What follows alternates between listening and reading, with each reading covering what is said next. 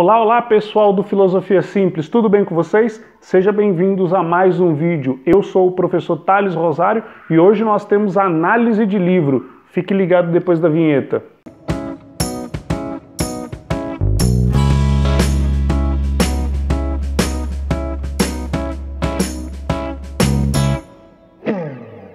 Então, pessoal, como eu disse anteriormente, hoje nós vamos ter análise de obra literária.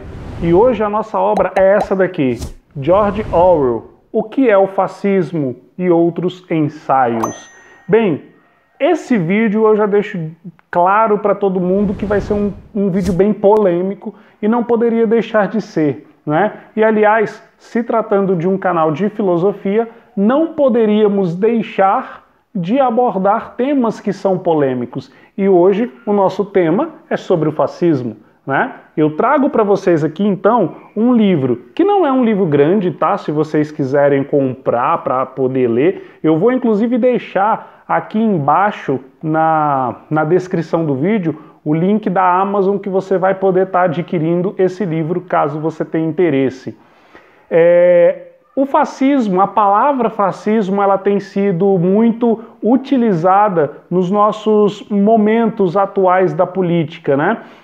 E nós não poderíamos deixar de falar sobre essas situações, uma vez que isso está interferindo a nossa vida social, a nossa interatividade social e o nosso pensamento sobre política. Tá? O termo fascismo ele tem uma relevância, inclusive histórica, mas ele não pode ser usado à torto e à direito para qualquer coisa que não seja aquilo que nós não gostamos, né? E isso é que tem acontecido hoje no Brasil, uma determinada banalização da palavra fascismo, uma vez que qualquer pessoa que não esteja dentro da sua ideologia política, do seu espectro político, o xingamento mais comum acaba se tornando o fascismo. Então eu separei aqui para gente algumas características do que é o fascismo, para a gente poder, baseado nessa obra, eu selecionei algumas características sobre o que é o fascismo, para a gente poder entender de fato o que é o fascismo e a gente poder de fato entender qual é a simbologia desse termo e poder entender de fato aonde ele cabe e aonde ele não cabe, né? Então, a primeira característica dessa palavra fascismo é a questão do Estado totalitário. O Estado controlava todas as manifestações da vida individual nacional. Então, a primeira característica de um Estado fascista é um Estado totalitário e, consequentemente, autoritário, né? A autoridade do poder era indiscutível, pois ele era o mais preparado e ele sabia exatamente o que a população necessitava, ou seja, não se escuta a população, e sim se faz a questão do autoritarismo. O nacionalismo exacerbado também é uma característica do fascismo, uma vez que a nação é um bem supremo e em nome dela qualquer sacrifício deve ser exigido e feito pelos indivíduos. Então, faz parte do fascismo também essa característica de nacionalismo exacerbado, tá? O antiliberalismo também é uma característica do fascismo. E embora os fascistas eles sejam a favor de ideias capitalistas, principalmente da propriedade privada e da livre iniciativa, por outro lado, defendia a intervenção estatal na economia, o protecionismo e algumas correntes de nacionalização de grandes empresas. Ou seja, tudo aquilo que tire do controle do Estado o seu poder supremo sobre absolutamente tudo é uma característica do fascismo, né? Então, uma vez esse antiliberalismo ele vai muito de encontro ao Estado totalitário. Se a intenção é ter um Estado totalitário em que você vai ter um Estado totalmente autoritário e que ele manda tudo, ele faz tudo e ele sabe de tudo, é lógico que quando a gente fala em questões econômicas que saiam do controle do Estado, evidentemente isso não agrada governos totalitários. O expansionismo também é uma característica do fascismo, né? E principalmente quem acompanhou aí os grandes movimentos fascistas da história, principalmente durante a Segunda Guerra Mundial, sabe o quanto esse Estado fascista ele tende a se expandir e aumentar de tamanho, né?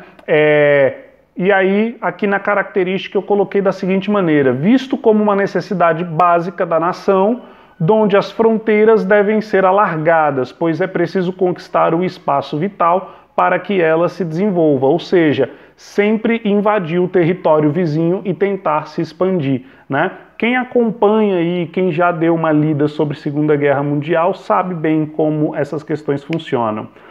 O militarismo também é uma característica fascista, né? A salvação nacional vem por meio de uma organização militar, da luta, da guerra, do expansionismo. Então, a partir do momento que a gente vê na organização militar a salvação nacional, isso é uma característica também do fascismo. O anticomunismo também é uma característica do antifascismo, ou do fascismo, né, no caso. Os fascistas rejeitavam a ideia da abolição da propriedade, da igualdade social absoluta e da luta de classes. Então, uma vez que a gente observa que o comunismo tinha como prerrogativa a questão da abolição da propriedade privada, da igualdade social e da luta de classes, o fascismo se colocava contrário a essas questões, né? Não era questões do interesse. Corporativismo também é uma atitude fascista, né? O corporativismo também faz parte aí das características do fascismo. Ao invés de defender o conceito de homem, um voto, os fascistas acreditavam que as corporações profissionais deveriam eleger os representantes políticos. Também sustentavam que somente a cooperação entre classes garantia a estabilidade da sociedade. Então, o corporativismo, ele também acaba se tornando uma característica do fascismo, né? E aí a gente tem que tomar muito cuidado. Por quê?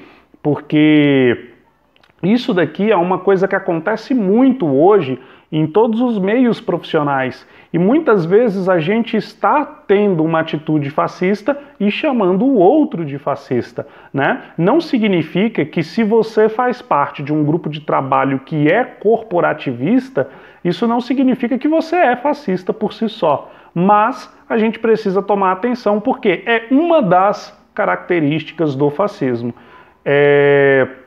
E a hierarquização da sociedade também. O fascismo preconiza uma visão do mundo segundo o qual cabem aos mais fortes, em nome da vontade nacional, conduzir o povo à segurança e à prosperidade.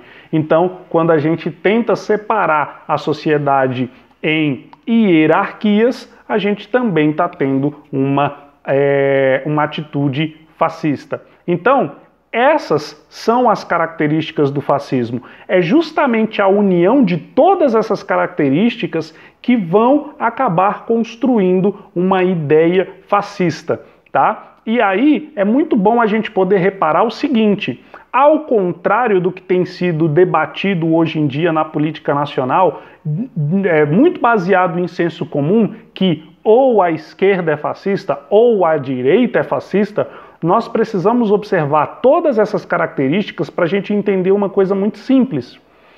O fascismo, ele não faz parte de uma ideia política específica. O fascismo, ele não é exclusivamente de direita e ele não é exclusivamente de esquerda. Qualquer direita e qualquer esquerda podem se tornar fascistas a qualquer momento, a depender das características que assumem, né?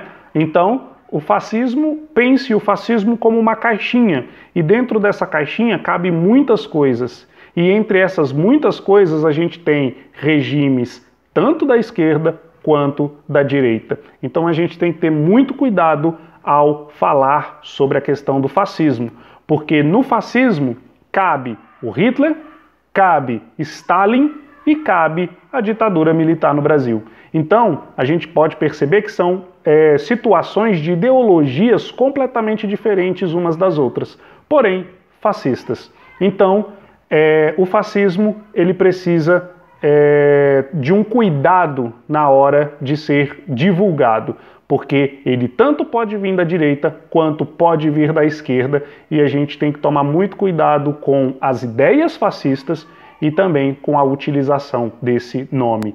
Se você gostou desse vídeo, se você gosta do nosso canal, não se esqueça de se inscrever, não se esqueça de ativar o sininho e compartilhar esse vídeo para os seus amigos e outras pessoas que podem gostar desse vídeo. E não se esqueçam da leitura de George Orwell sobre o que é o fascismo e outros ensaios, tá? Isso daqui é um livro maravilhoso, pequenininho, dá para ler em 2 dias e que vai ajudar muito na compreensão de muita gente sobre aquilo que é o fascismo.